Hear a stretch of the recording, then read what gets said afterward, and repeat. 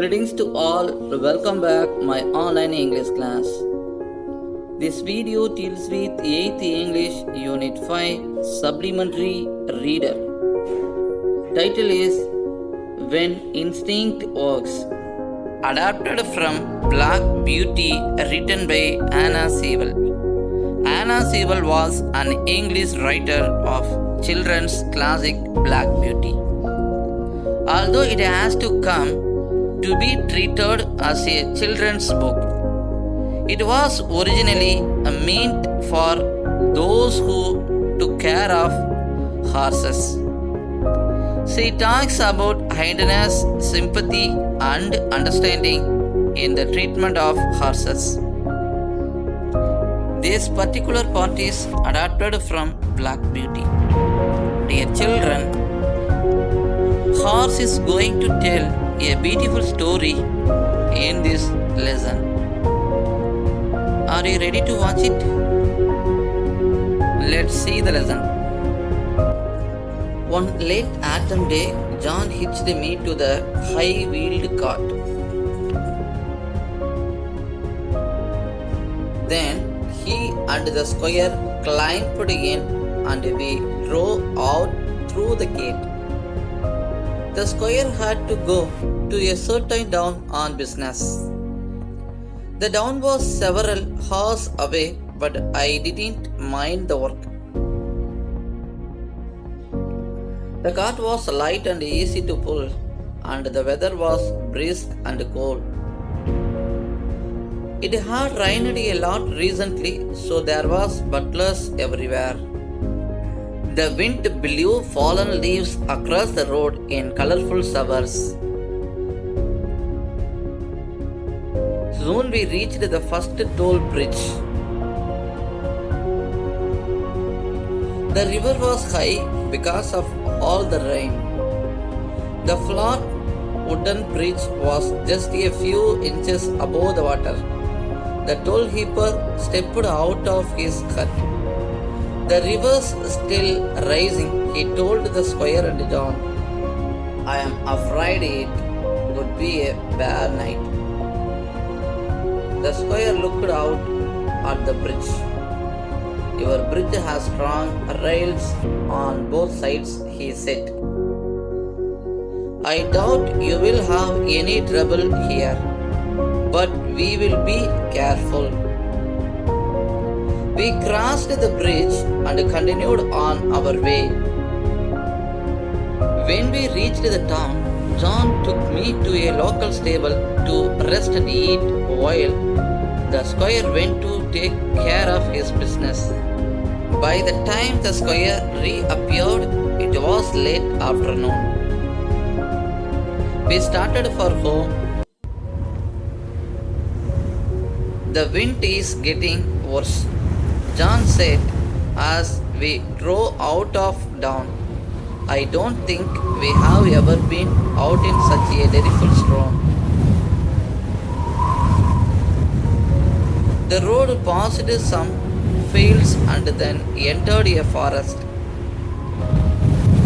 The wind whipped the tree branches around overhead, making me a little nervous. The squire also sounded nervous as he spoke. I wish we were out of this forest, he said. Me too, John agreed. I hope none of these branches fall on us. Just as he spoke, there was a loud crack above us. A second later, a large limb crossed down onto the road ahead, blocking our way. The noise and surprise startled me terribly. I stopped short and trembled. Many horses would have spun around and run away, but I had learned not to do that, and so I stood as still as I could. John jumped out and hurried to my head. Good boy, he said. It is okay, there is nothing to fear. It missed us. Yes, but barely, the squire said. And now we can't go on. What should we do?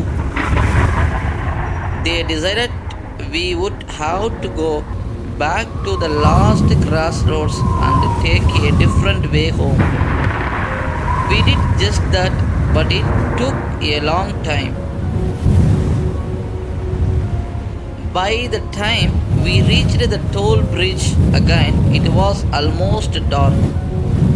We approached the bridge at a steady walk. But as soon as my feet touched the wooden boards, I stopped short. Something was wrong.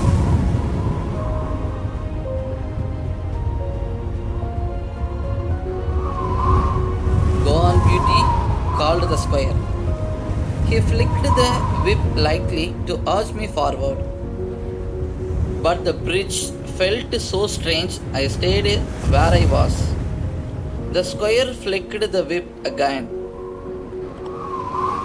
It stretched me a little harder this time, making me jump in place. Still, I didn't dare take a step further onto the bridge. Wait, sir, John said. Maybe there is something wrong. He jumped out of the cart and walked up to my head. What is the matter, Beauty? He asked in his soothing way. Come on, let's go. At the moment, the toll heaper burst out of his hut on the far side of the river. He waved a light around over his head and let out a shout. Stop, stop, he cried. The bridge is broken in the middle. If you try to cross, you will end up in the river. Oh my God, the squire exclaimed. What a close call. Good boy, John murmured to me. He took me by the bridle and gently turned me around. Then they climbed back into the cart and we continued down the river to the next bridge.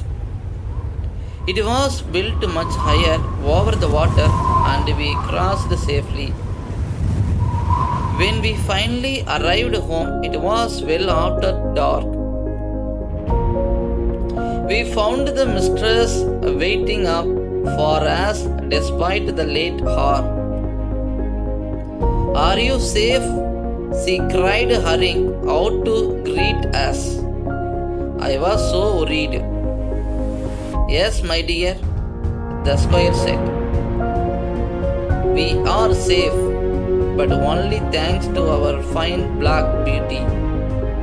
If he hadn't been wiser than John and me, we all would have been swept into the river and drowned.